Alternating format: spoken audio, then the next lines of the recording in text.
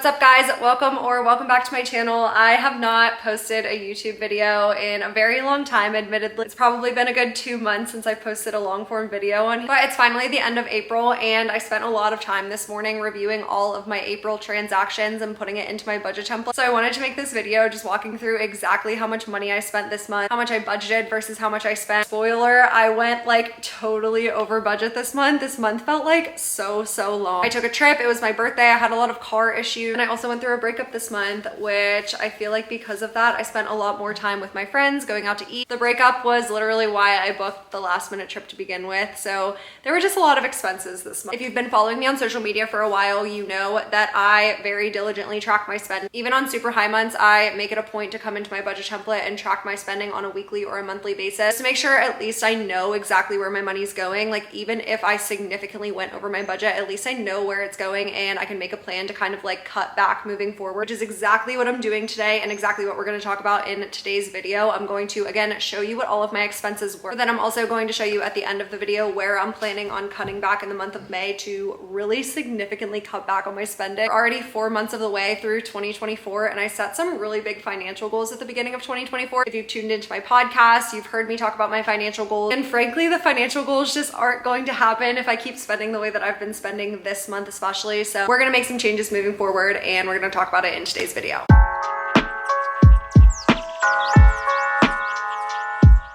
Here we are in my budget template. This template is available for download. I'm going to link that in the description of this video. But I want to very quickly, before we get into my spending, walk through my budget because obviously we're going to be comparing how much I budgeted versus how much I actually spent in today's video. I create my budget in this monthly budget planner tab. My income is $66.19 on an after-tax basis. My income is always the same, so that really doesn't deviate at all. On the need side, here are some of my categories. My rent is the biggest one here, but then I budget for things like my electric, groceries, gas. I budget for miscellaneous expenses and then a couple different types of insurance. Then on the one side, I budget $300 a month for food and drinks, $300 a month for shopping, $79 for the chiropractor, $100 for a massage, $150 for household and pet items, $35 for subscriptions, $100 for miscellaneous ones, and $59 for my gym membership. There's nothing in the debt payment section because I did become totally debt free in 2023. That was my big financial goal for 2023. Then on the savings and the investing side, on the savings side, these are my sinking funds. So I'm putting money aside every single month to save for some different savings goals. I set aside $400 a month for vacation. So when I do end up taking a trip, I can pull the money out of my vacation sinking fund as opposed to my vacation like totally blowing my budget in a month. I set aside $200 a month for the holidays, $500 a month for a home down payment, $150 a month for car insurance and maintenance, and $300 a month for what I call my fun money sinking fund, which I do honestly like having a fun money sinking fund because if I have a high spend month like this high spend month, I will pull money from my fun money sinking fund to essentially pay for all of the extra expenses because at the end of the day, if I went over budget, then I had a little bit too much fun that month, which you are about to see. Then on the investing goal side, my like top priority is to invest $1,000 a month into my brokerage account. And then if I do have any money left over, which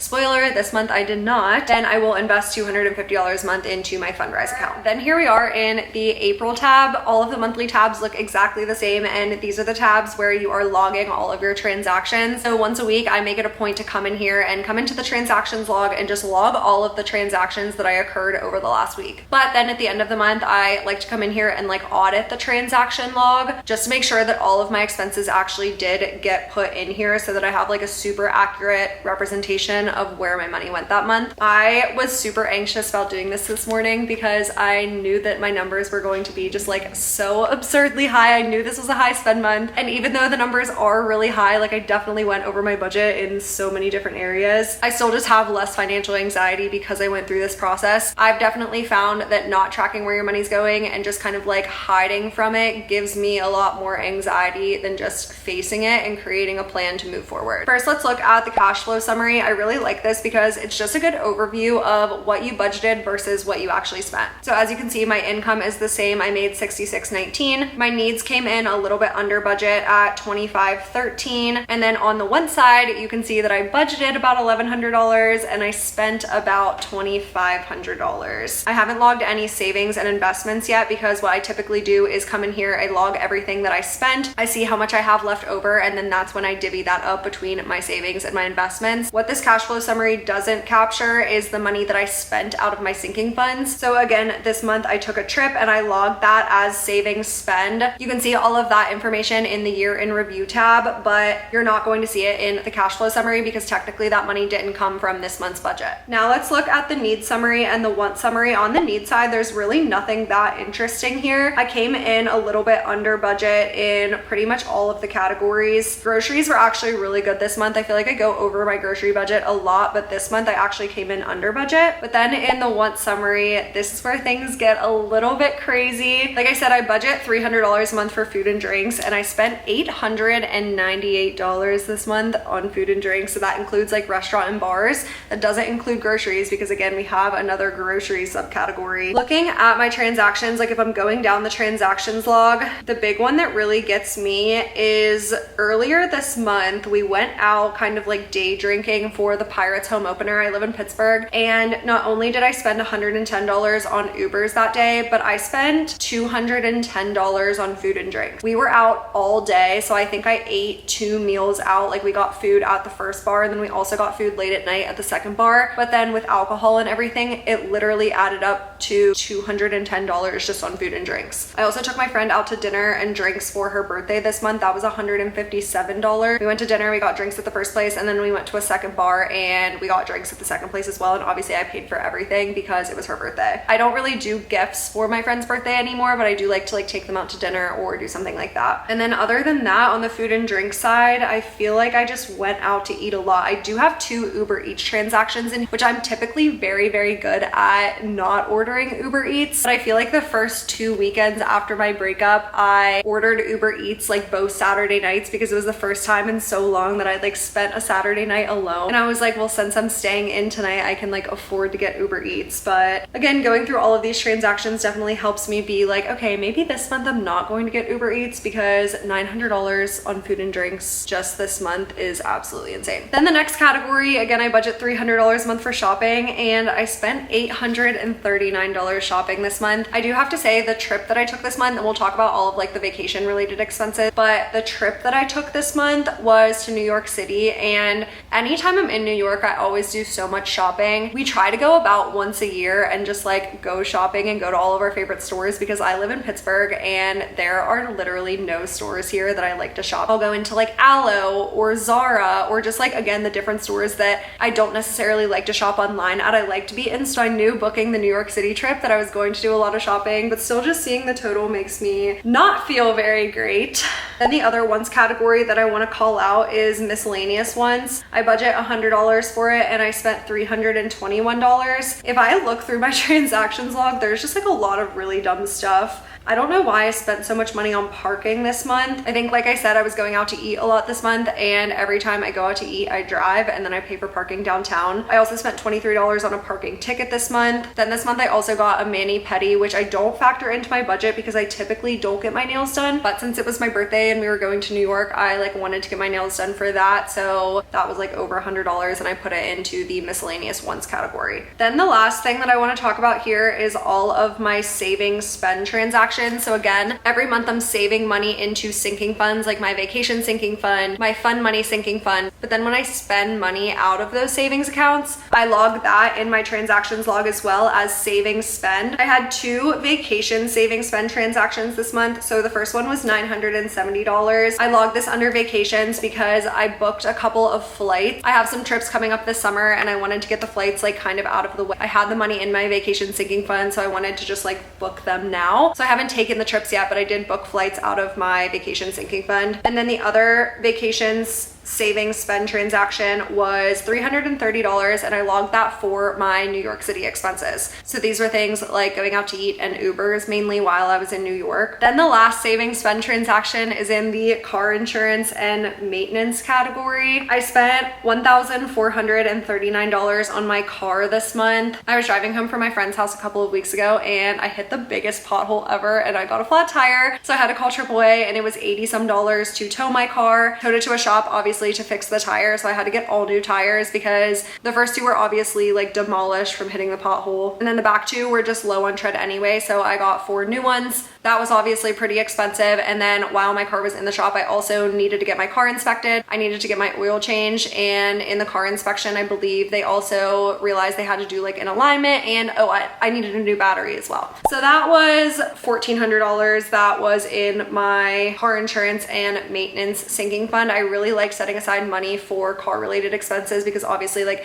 as your car gets older, the more money you have to spend on it for maintenance and things like that. So having that money sitting in a sinking fund just gives me a lot of peace of mind. So I pulled the $1,200 or so out of my vacation sinking fund to pay for the vacation related expenses. And then I pulled $1,400 from my car insurance and maintenance fund to pay for those expenses. And then I also pulled $1,000 out of my fund money sinking fund to pay for the fact that I went over my wants category budget by more than $1,000. Like I said, I'm pretty disappointed at how the numbers ended up this month and like how far over budget I went. I'm really gonna make it a point to make May kind of like a low spend month. I don't want to say to compensate for April, but just to remind myself that it's not necessary for me to spend that much money to like have fun, especially with the weather getting nicer. I really don't want to get into the habit of spending like $200 to $300 a week on food and drinks. So I have 5 things on this list that I'm going to be doing in the month of May to cut back on my spending. The first thing is groceries, and I actually said that this month wasn't a high grocery spend month for me. I only spent about $300 grocery shopping, which is like pretty average, I would say, but there definitely have been some months where I've spent like exponentially more money. I'm talking like $450 to $500 a month on groceries, which like for one girl, that's so much money spent on groceries. I feel like I just went to the grocery store this morning and I only spent $47, so I'm going to be challenging myself to sticking to a $50 a week grocery budget. The main thing that I'm going to be doing is I got into a really bad habit since the beginning of 2024 ordering grocery pickup from the grocery store that's really close to me, and there's nothing inherently wrong with this, but the grocery store that's close to me is the more expensive grocery store, and I was justifying it by being like, okay, well, I save money by not walking into a grocery store. I'm also saving myself a lot of time by not having to do my own grocery shopping. I can just like order it for grocery pickup. But last week I ordered grocery pickup and it was about $110 for the week, which is like so much money. And I was pulling the groceries out and I realized that I paid $18 for a 3-pack of chicken breasts. I posted a TikTok video about this and I was like, I don't know, but I sort of feel like grocery pickup, they like inflate the prices, at least on meat. Why did I spend $18 on a 3-pack of chicken breasts? I just like really don't know. So I'm going to challenge myself, like I said, to stick to a $50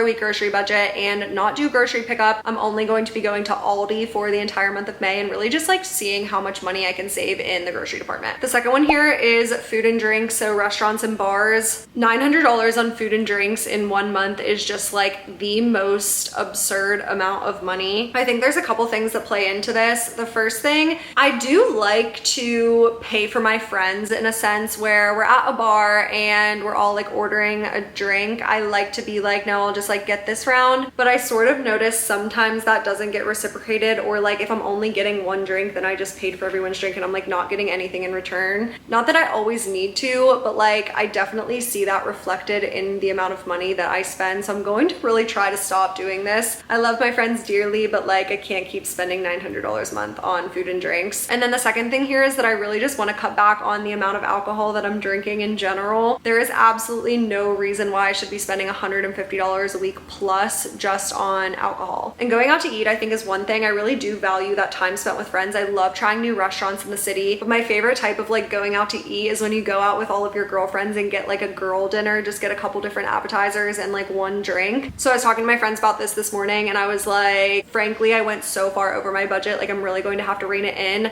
I said I would still love to do dinner once a week with you guys, but other than that, I'm going to like really try to cut it back. So dinner once a week. I'm going to be cautious about what I'm ordering when I go to dinner once a week. There's no reason why I need to be ordering like 3 drinks at a time, and seeing if I can stick to, I would say that $300 food and drink budget is like a comfortable amount for me for the month of May. The third is shopping. My monthly budget for shopping is $300. I'm gonna try to stick to $200 this month. Since the weather is getting warmer, it's not realistic for me to say that I'm not going to shop at all. Whether I need like a pair of sandals, or I just feel like there's going to be things that come up that I'm going to want to spend money shopping on, but I'm going to try to stick to $200 $100 this month for shopping. The biggest thing that's going to help me here is I do have a fashion pass membership, so I am renting clothes for kind of like one-time uses, and that definitely helps me not have to like order new things every time I want to go to an event. The fourth thing here is I'm not booking any more trips unless I'm using my credit card points. I do have a lot of credit card points right now. I've just been kind of like bottling them up and I haven't been using them a ton, but I am not paying cash for any more trips for the summer. Like I said, this month I booked a couple of trips, so I do have some things to look forward to. I think for me, a lot of my friends have been moving out of Pittsburgh this year and I want to like book trips to go see them. You kind of like have to go on trips to see your long distance friends, so that makes it really challenging. But traveling is so expensive, not just the flights and the hotels, but like you're going out to eat so much when you're there. You're paying for stuff in the airport, you're buying Uber. It just isn't always affordable, and I'm going to try to really limit that. And then the last thing here is I think I'm going to cancel my subscription for the massage. Like I said, I budget $100 a month for massages. That's a $75 a month subscription, and through that I get one 60-minute massage a month, and then I tip them obviously, and that's $25, so that's where the $100 budget comes in. So I'm going to cancel that, and I'm also going to stop getting my nails done. I do have acrylics on my nails right now, and I like having them done, but I just really don't think I need to be spending like $60 to $75 a month getting my nails done right now. I hope you guys enjoyed this quick little video walking through all of my April expenses. Again, even when I go over budget, I still feel so much better when I track all of my spending into my budget template. If you're interested in getting this budget template, I will link it in the description of this video. Make sure to subscribe to my channel. Let me know in the comments what else you want to see from me on this channel, and thanks for following along.